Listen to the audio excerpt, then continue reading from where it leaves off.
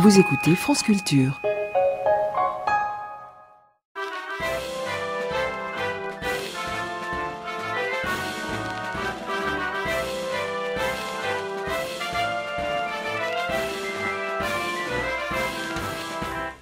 Simone, je suis proprement écœuré.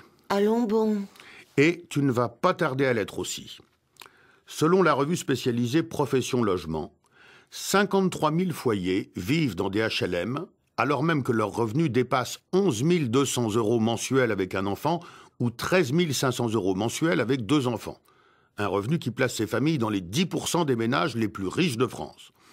Au total, selon la même étude, ce sont 378 000 familles, dont 207 000 en Île-de-France, qui occupent un logement HLM alors que leurs revenus dépassent 5 300 € mensuels avec un enfant ou 6 400 € mensuels avec 2 enfants.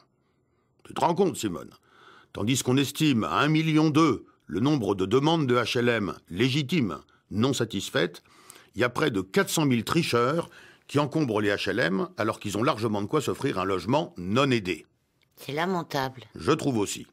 Ah, évidemment, les fautifs peuvent sans doute se retrancher derrière l'aspect légal de leur situation. Ils ont généralement obtenu ces logements HLM en fonction d'une situation ancienne et ils ont oublié de signaler que leurs revenus avaient augmenté. Ou bien ils l'ont signalé mais ce sont les offices d'HLM qui n'ont pas réagi. Ou encore qui ont réagi en appliquant simplement un surloyer, mais qui est loin de compenser le privilège exorbitant détenu par ces familles au détriment des familles aux revenus modestes.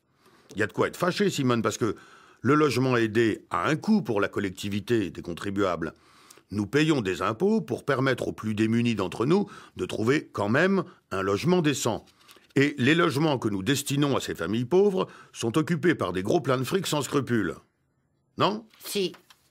Non, tu vas me prendre pour un doux rêveur, mais je me dis que si ces riches avaient un minimum de sens civique, ils libéreraient d'eux-mêmes ces HLM sans attendre qu'on les y contraigne. Leur situation a beau être légale, elle est néanmoins profondément immorale. Je ne comprends pas de quel sommeil peuvent dormir ces gens-là. Qui te dit qu'ils dorment bien? Oui, c'est vrai, t'as raison. C'est peut-être là leur punition, ils dorment mal. Leurs rêves sont peuplés des pauvres gens qu'ils privent de logement. Ils les voient errer, ils les entendent grelotter, et ils dorment mal. Alors ils vont chez le docteur, qui leur prescrit des somnifères, bien remboursés par la sécurité sociale, mais rien n'y fait, ils continuent de mal dormir. C'est la mauvaise conscience.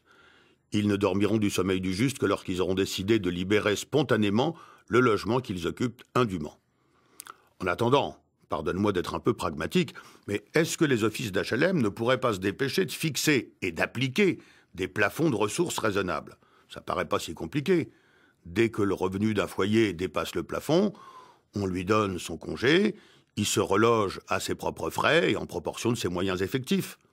Si on se remue un peu les fesses, il faut pas plus de 2 ans pour que les HLM soient enfin occupés par ceux et exclusivement par ceux pour qui elles ont été conçues, pour que la situation redevienne normale. Pour qu'elle cesse d'être écœurante. Tiens, tu vois, je te le disais bien que t'allais être écœuré, toi aussi.